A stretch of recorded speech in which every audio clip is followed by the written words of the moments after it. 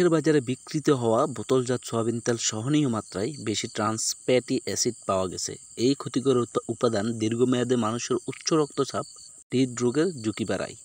Trans fatty অ্যাসিডের এই উপস্থিতি উঠে এসেছে ঢাকা বিশ্ববিদ্যালয়ের পুষ্টি ও খাদ্য বিভাগ ইনস্টিটিউট এবং ব্র্যাক বিশ্ববিদ্যালয়ের James pre Gantt public health স্কুলের ১৩ জন গবেষকের ২ বছর মেয়াদী এক গবেষণায়। এতে বাজারের বিভিন্ন কোম্পানির বোতলজাত সয়াবিন তেলের প্রায় ৬৭% নমুনায় সহনীয় মাত্রার চেয়ে বেশি ট্রান্স ফ্যাটি অ্যাসিড পাওয়া যায়।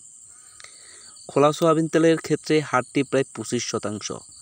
অবশ্য পাম তেলের কোনো নমুনায় সহনীয় মাত্রা বেশি ট্রান্স ফ্যাটি অ্যাসিড পাওয়া যায়নি। ট্রান্স ফ্যাটি অ্যাসিড পরিচিত ট্রান্স ফ্যাট নামে।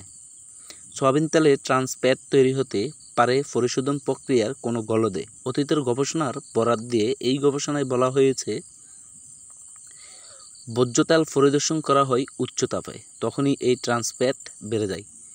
গবেষণাটির দলনেতা এবং ঢাকা বিশ্ববিদ্যালয়ের পুষ্টি ও খাদ্য বিভাগ ইনস্টিটিউটের অধ্যাপক নাজমা শাহীন প্রথম আলোকে বলেন, দেশে ভোজ্য তেলের গুণগত মানের নিম্নরূপের একটি গবেষণা করা হয়েছে।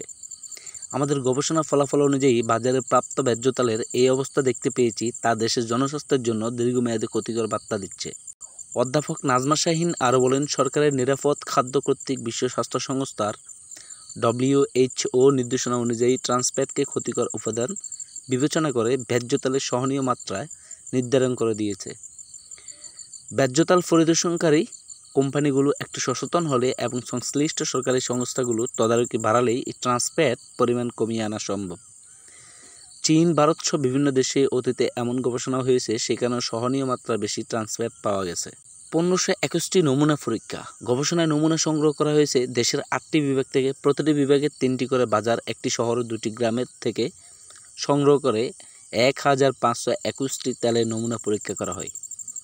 গবেষকেরা জানান, মোট ১৬০টি কম্পোজিট বা গুচ্ছ নমুনার ভোজ্য তেল পরীক্ষা করা হয়। এর মধ্যে ব্র্যান্ডের সয়াবিন তেলের ১৮টি কম্পোজিট নমুনা ও ৪৯টি খুচরা বিক্রেতা প্রতিষ্ঠান থেকে খোলা তেলের নমুনা রয়েছে।